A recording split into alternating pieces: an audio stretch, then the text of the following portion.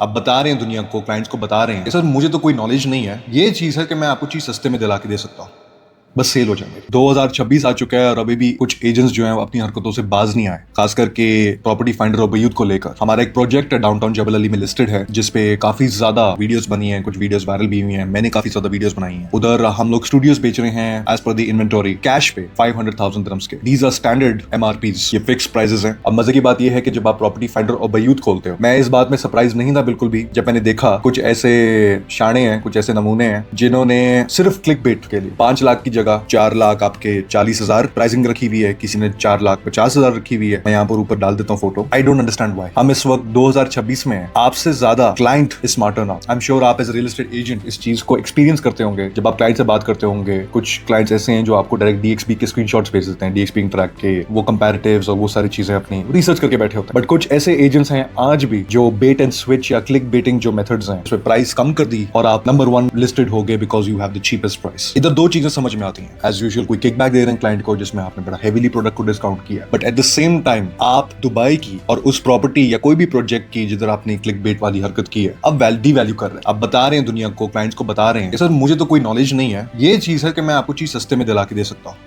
बस सेल हो जाए। आपके अंदर वो कैपेबिलिटी नहीं है कि आप क्लाइंट को लोकेशन पे बेच सकते हैं उस चीज को। आप क्लाइंट को उस प्रोडक्ट की जो वैल्यू है, क्या उधर गवर्नमेंट कर रही है, क्या उधर जो ओवरऑल वैल्यू प्रोपोजिशन है, क्या स्केल है उस प्रोजेक्ट का, आपके अंदर वो हिम्मत नहीं है क्लाइंट को ब्रेक डाउन देके समझाना कि सर आप इतना कमा सकते हो only because your lazy. And that's the reason why to get things done quickly आप एग्रेसिव मेंटालिटी रख के आप ये टाइप की हरकत करते हैं। Learn to sell the value not only the price. इस हरकत की वजह से क्लाइंट आपको भी ट्रस्ट नहीं करेगा और उस बंदे को भी ट्रस्ट नहीं करेगा जो जेन्युइनली कुछ बेचने की कोशिश कर रहा है। Kudos to the ones who have put listings constantly, they're spending money, hefty amount of budgets on Property Finder and by you to get these listings done, doing it with honesty। वो भी तो कर रहे हैं, आपने तो pricing डाल दी है, लेकिन जो क्लाइंट जिसने आपकी एड देखी वो तो डायरेक्टली मेरे पास आया और उसने मुझसे वेरीफाई किया कि यार सैम यहाँ पर तो 450 का 440 का तो स्टूडियो मिल रहा है cash. And then I have to tell them sir it's wrong. आप फर्स्टली अपने लिए तो मार्केट खराब कर चुके हो, अब अपनी रेपुटेशन, अपनी क्रेडिबिलिटी एज अ ब्रोकर, मैं तो आपको कंसल्टेंट भी नहीं बुलाऊंगा। और जो लोग ऑनेस्टी और एक मेहनत से काम कर रहे हैं आप उनके लिए भी मार्केट और उनका भी ट्रस्ट खराब कर रहे हो। ओवरऑल जो रियल एस्टेट एजेंसीज हैं और ब्रोकर्स हैं, आप पूरे मार्केट की धज्जियां उड़ा रहे हो। And it's really really sad to see. I've already reported these ads,